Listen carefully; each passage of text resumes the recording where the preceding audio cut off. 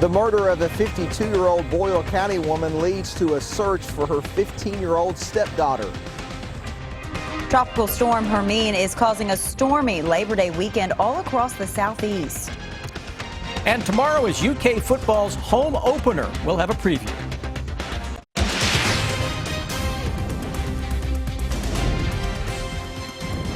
WKYT News starts now with breaking news. The holiday weekend getting off to a deadly start. State police say that one person is dead after a car and a motorcycle collided on Interstate 64 in Rowan County. That crash happened on the westbound off-ramp at exit 133. That is the Farmer-Sharkey exit west of Moorhead. WKYT's Monique Blair is live for us at the scene with a breaking news alert. Monique?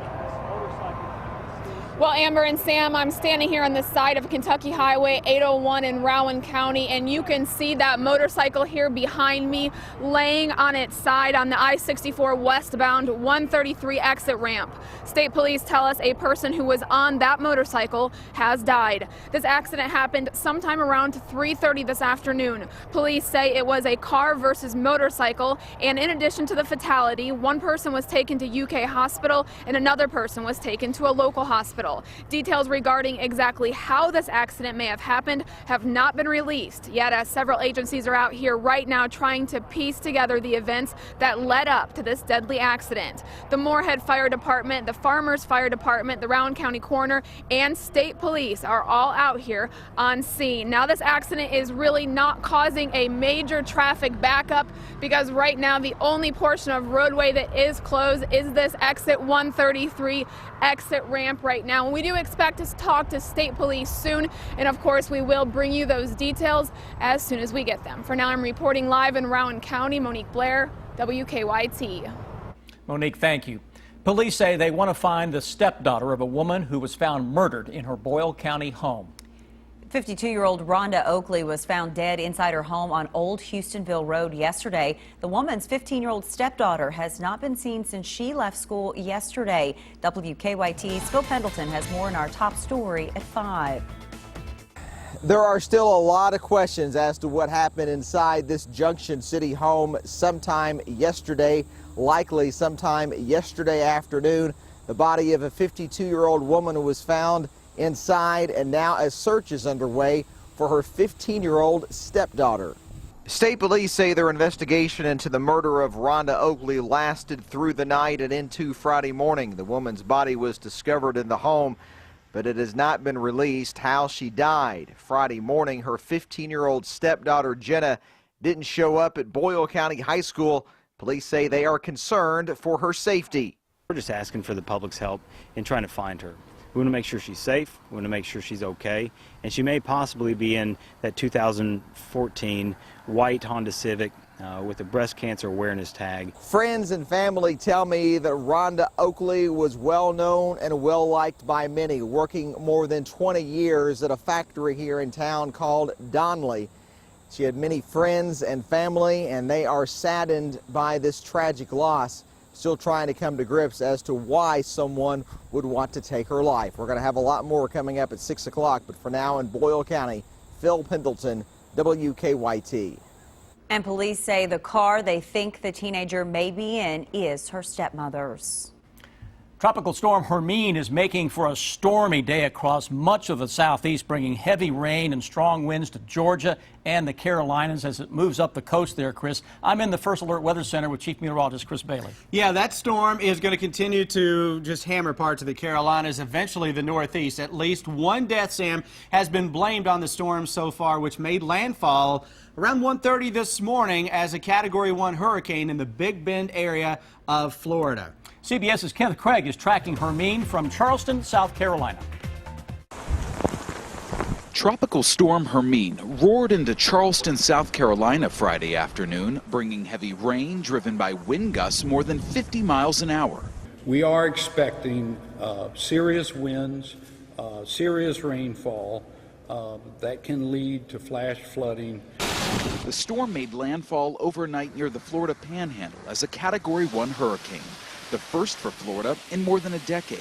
A 7-foot storm surge and several inches of rain flooded streets, and downed trees knocked out power to more than 100,000 residents. Here in Charleston, the wind has been picking up all day and now heavy rain. This area could see up to 9 inches by the time Hermine moves on. Gordon and Bonnie Gear spent the morning securing the house that's been in their family for 150 years, but they're not worried. Been there, done that a couple of times, so it shouldn't be that bad. It's just the wind. I mean, it's easy as long as it's not a lot of rain.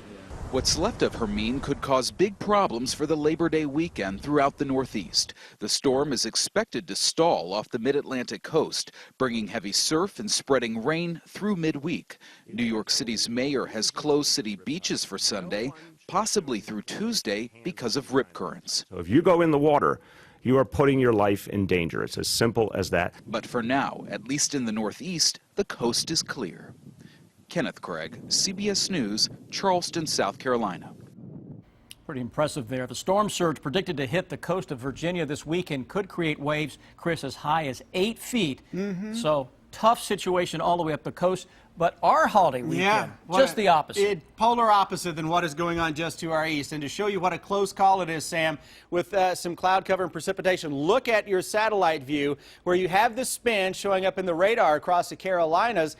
It is way to the east of Kentucky, but it is such a broad storm, it is throwing some cloud cover into the eastern part of the state. So the clouds you're seeing out there right now are actually the outer bands, at least in terms of the clouds, not precipitation, from what was Hurricane Hermine, now in a tropical storm into parts of the Carolinas. You're going to see those this evening out at high school football fields. Should make for a blazing sunset for the eastern half of the state, especially at least the colors, not so much the temperature. 75 beautiful degrees at kickoff, heading out to those games. By the time the games are wrapping up, fourth quarter, many thermometers are down into the middle 60s by that time. And this nice stuff is going to hang around right on into our Saturday, Sunday, and Monday. Then we change it up. We'll show you some steamy changes back in the 7-day forecast when I get back in about 5 minutes. Chris, thank you. Lexington police have arrested a man they say convinced an 86-year-old with dementia to sign checks to him totaling nearly $30,000. Michelle Chamberlain talked to the victim's son about the man he and his father thought they could trust. It's a story that's new at 5. Dorsey Jason Pratt of Georgetown was arrested in Lexington, charged with exploitation of an adult as well as theft by deception. Police say Pratt convinced 86-year-old Marshall Fugate to sign at least 37 checks to him. I spoke with Hubert Fugate, the son of the elderly man who was allegedly conned by Pratt. His son tells me his dad is heartbroken over the idea that someone he trusted dearly took advantage of him. He couldn't believe Jason did him that way, but he's embarrassed. Pratt had been caring for Fugate for more than a year. Here are pictures of the two together. Police say the fraudulent checks spanned over a 5 to 6 month period, and those checks ended up totaling more than $28,000. It was very disturbing. Once I started looking into it, seeing what was going on, it was very disturbing. Fugate, who has dementia, told police he had no idea why he was even signing the checks. Fugate's son tells us his dad was close to Jason. I mean, this guy came across like he was a great person, but he had us all fooled. We all trusted him. We thought he was a great guy, but it turned out he wasn't. Now this heartbroken son has one piece of advice for others. I just suggest if anybody has home care for their parents, definitely do a background check on them, because you never know. In Lexington, Michelle Chamberlain, WKYT. And Pratt will be arraigned next Friday. Members of a Central Kentucky community came together this afternoon to show their support for a local fourth grader battling cancer. Our county-by-county coverage at 5 starts in Madison County. Ryan Kremens is a student at Whitehall Elementary in Richmond, and he's been battling cancer for several months. Since his diagnosis, the community has rallied behind Ryan and his family. Today, that support continued as people came out to purchase food from the Rolling Bistro parked right outside Ryan's school. 50% of the profits made from those buys will go to Ryan and his family. Ryan and his family are getting set to head to St. Louis for several weeks of radiation treatment. If you want some updates, you can find a link to our Facebook page dedicated to Ryan's Road to Recovery on our website, WKYT.com. In Franklin County, 2 parents accused of abusing their 3 children went in front of a judge today. Andrew and Kimberly Powell entered not guilty pleas. The couple were indicted Monday for what the Franklin County Sheriff described as the worst abuse case he's ever seen. Deputies say the children, ages 2, 4, and 6, were found extremely malnourished with feces caked in their hands. Investigators also say the Powells routinely locked the children in a bedroom of their home that was infested with bugs.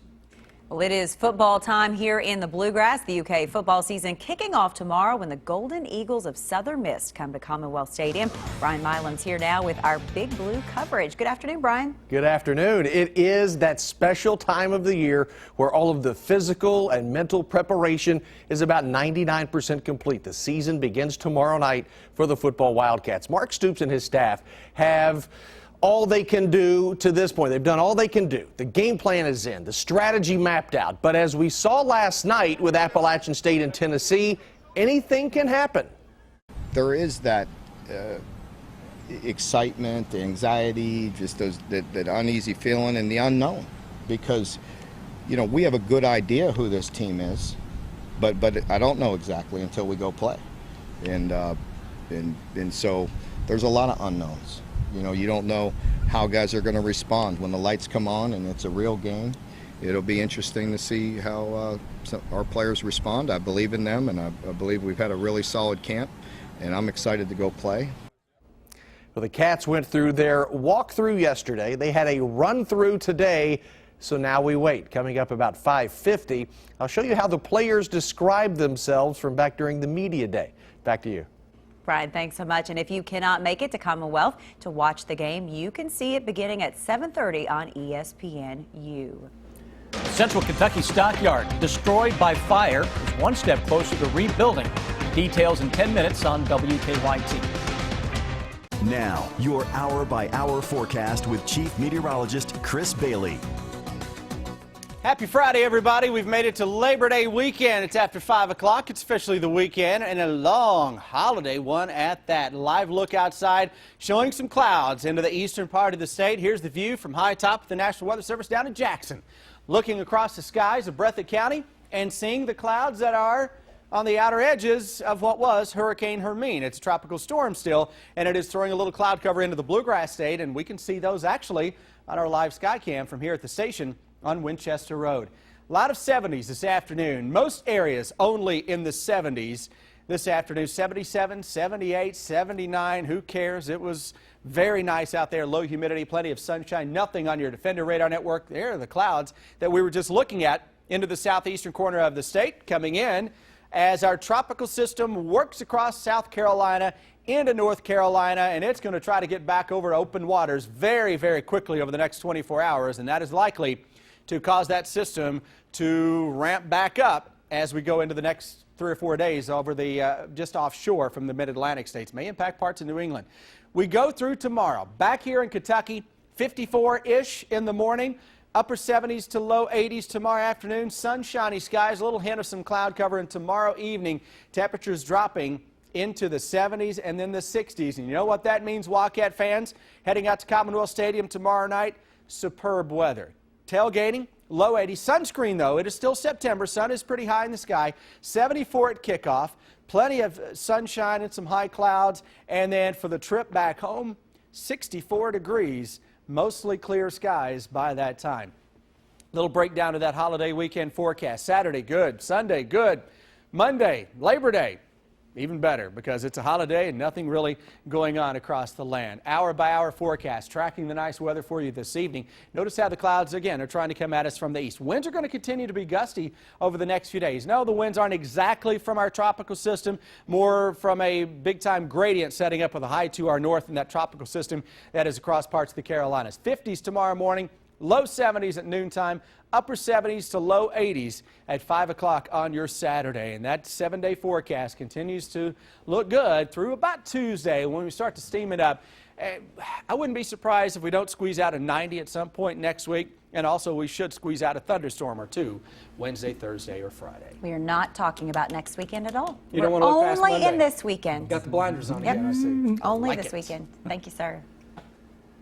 A group of UK collecting donations to send to Louisiana, where you can donate items just ahead.